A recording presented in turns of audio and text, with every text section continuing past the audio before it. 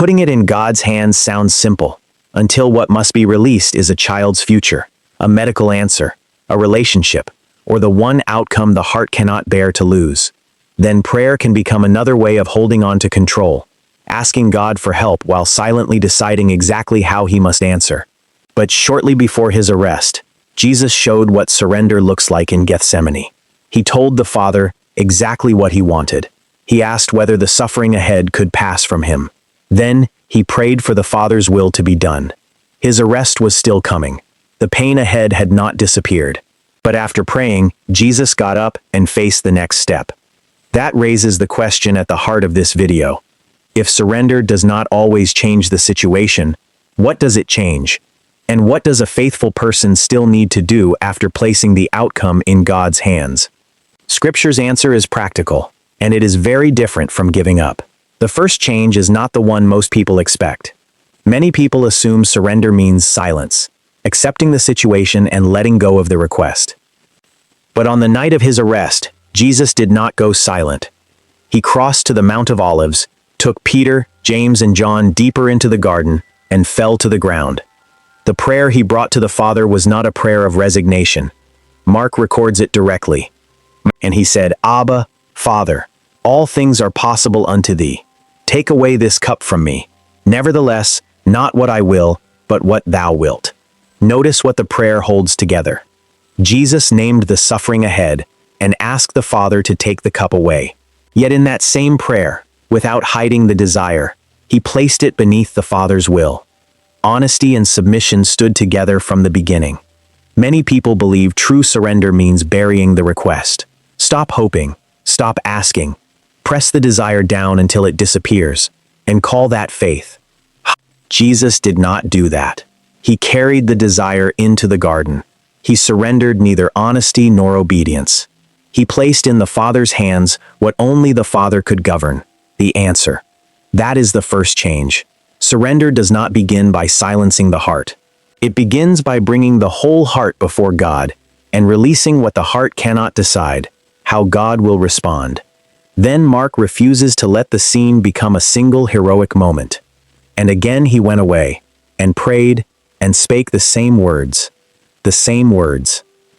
Not a revised prayer, not a calmer petition. The same cup, the same Abba, the same nevertheless. He went back to prayer, and Mark's account later brings him to the disciples a third time. The repetition does not show a will slowly becoming obedient. It shows perfect obedience, remaining honest through continuing agony. For the person learning from him, surrender is a posture the heart returns to when fear comes back and the situation has not changed. The cup was still before him. The betrayer was still moving through the night. And Jesus, on the ground, prayed the same words. Hannah knew what it cost to carry something beyond her control. Year after year, Hannah walked to the house of the Lord with the same unanswered prayer. She had no child. Her husband's other wife provoked her without rest, and the grief had gone deeper than sadness. It had entered her body. Her story records it plainly, and as he did so year by year, when she went up to the house of the Lord, so she provoked her. Therefore she wept and did not eat. She wept, she could not eat. The pain had stolen the meal from her hands. The ordinary act of sitting down to eat had become impossible. Then something changed. But it was not the answer. Samuel had not been conceived, and Peninnah had not stopped. But after Hannah poured out her soul, Eli told her to go in peace and ask that the God of Israel grant her petition. Then the account records this. And she said, "Let thine handmaid find grace in thy sight." So the woman went her way, and did eat, and her countenance was no more sad. That meal is the evidence. The child had not come, and Peninnah was still under the same roof. But Hannah ate the food grief had taken from her. The meal was not a formula that forced the answer. After prayer and Eli's blessing, Hannah returned to the ordinary day before she could see the outcome. That is the second change surrender produces.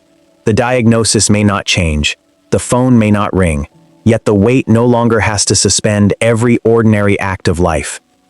Hannah ate while the outcome remained unseen. Back in the garden, the night was not over. Jesus had told the disciples to watch, to stay awake, to pray that they would not enter temptation. He left them and prayed, and when he returned, Luke records what he found. And when he rose up from prayer and was come to his disciples, he found them sleeping for sorrow. Sleeping for sorrow. Not from laziness, not from indifference. The grief had overwhelmed them, and their bodies had shut down beneath it. There is a difference between collapsing under a burden and placing it in God's hands. The disciples collapsed. Jesus brought the burden to the Father and then stood. This reveals something the word surrender often hides. When a person places the outcome in God's hands, it does not mean everything else stops. Prayer does not stop. Preparation does not stop. The next responsible step does not stop. Jesus entrusted himself to the Father's will. He did not abandon the responsibilities of the night. He prayed, he returned to his friends, he watched, he went back and prayed again. The outcome belonged to the Father. But the vigil, the prayer, the faithfulness of the next hour, those remained in his hands. This is where many people lose the line. They release the outcome to God, and then release everything else alongside it. The conversation that still needs to happen, the boundary that needs to be drawn, the step they already know they must take. They call it waiting on the Lord. But the garden tells a different story. Jesus did not sleep in Gethsemane. He remained submitted to the Father and stayed awake with the responsibility. The betrayer had not arrived yet, but what was coming was near. And in that shrinking space between prayer and arrest, Jesus did not run. He did not negotiate. He watched. He prayed. He kept carrying what was his to carry. Centuries before this garden, another act of surrender led not to stillness, but to movement. Esther stood inside a crisis she had not caused. Her people faced annihilation. The only path to the king required breaking a law that carried a death sentence. She could not control his response. She could not control the court. She could not guarantee her own survival. And yet surrender did not paralyze her. It mobilized her. Her words to Mordecai carry no softness. Go, gather together all the Jews that are present in Shushan, and fast ye for me, and neither eat nor drink 3 days, night or day. I also and my maidens will fast likewise, and so will I go in unto the king, which is not according to the law, and if I perish, I perish. If I perish, I perish. That is not resignation. That is a woman who stopped waiting until she could control the outcome before she was willing to act. She organized a fast for the whole community. 3 days, no food, no water. She prepared her household and then walked toward the throne room, not with a guarantee, but without demanding one. This is the third change surrender produces.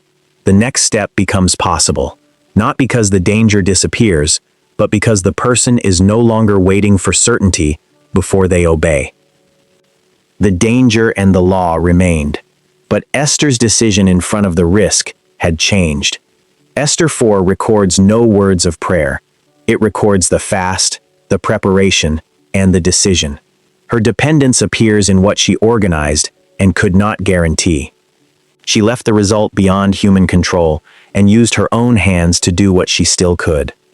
Hannah ate before the child came. Esther walked before the scepter was extended. In the garden, Jesus was about to stand. Luke records the turning point in a single sentence. He rose up from prayer. The cup had not passed. The suffering he had asked the Father to remove was still coming, and the one who would betray him was already near. And Jesus stood. Mark gives his next words. Rise up, let us go. Lo, he that betrayeth me is at hand. Let us go. Those words do not announce a newly discovered obedience. The first prayer had already held honesty and submission together. They reveal movement within that same obedience. The one who fell to the ground in prayer now rose to meet the next faithful step. The garden was ending. The arrest was beginning. Jesus turned toward the one who would hand him over. What changed in the scene was not Christ's obedience. His first prayer had already revealed it. What changed was the movement the disciples could now see. Prayer had not removed the cup, but neither had prayer become paralysis. His hands were not empty. He still carried the suffering ahead. He carried the obedience the night demanded. He carried the next step. But the outcome had never left the Father's authority. Surrender does not empty the hands. It changes what they continue to carry. The cup was still before him. The betrayer was at the gate, and Jesus rose, turned toward what was coming, and walked. For the person learning from him, the three changes are now clear.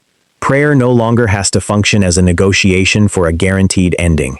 The weight no longer has to rule every ordinary act. The next step no longer has to wait for complete safety.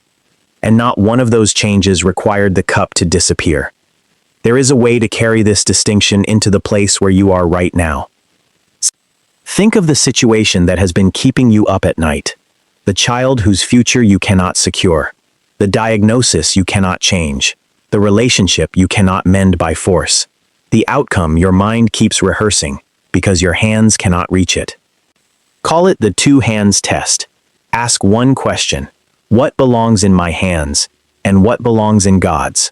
In your hands, the honest prayer. Bring the desire to God the way Jesus did, without editing it, without pretending you do not want what you want. The cup was named before it was surrendered. Honesty is not the opposite of faith. It is where surrender begins. In your hands, the next responsible step, the conversation that needs to happen, the boundary that needs to be drawn, the preparation that is within your reach. Esther fasted for 3 days before she walked through the door. Surrender is not doing nothing. In your hands, obedience to what is already clear, the word you already know, the counsel you have already received, the one step in front of you that does not require knowing the ending first. In God's hands, the outcome, the timing, another person's heart, what will happen next month, the result you have been gripping since 3 in the morning, as if holding it tighter could change it. Friend, Hannah released the outcome and sat down to eat. The meal came back before the child did. That is what it looks like when the weight finally moves. The test is not complicated, but doing it honestly, separating what you are called to carry from what you have been trying to control, may be the hardest thing surrender asks of you. If you want to keep practicing that distinction after this video ends, the Watchman's Guide is waiting for you in the first pinned comment below. It is a simple tool for holding on to responsibility while releasing the outcome, one day at a time. It was made for a season like this one. Take a look before you go. If you are ready, you can bring this to God right now. Father, I am bringing you what I have been carrying. I am not hiding what I want. You know the cup. You know what I have been asking for. You know what keeps me awake. But I am learning that my prayer was never meant to be a contract, never a way to make Ralph. You answer the way I had already decided. So I release the outcome. I release the timing. I release what another person will choose. I release the result I have been gripping, as though my hands could hold it steady. Show me what remains in my hands. The next prayer, the next step, the next act of obedience that does not need the ending before it begins. Teach me to do what Hannah did. Sit down and live the day while the outcome is still unseen. Teach me to do what Esther did. Prepare and walk through the door. Teach me to do what your son did. Rise from prayer and face what comes next. The cup may remain, and the answer may not be the one I want. But you did not ask me to control the outcome. You asked me to carry the obedience. So I rise and I go. Amen. The cup may remain, but the outcome rests with God. What remains in your hands is the next faithful step. So rise and keep walking with the Lord.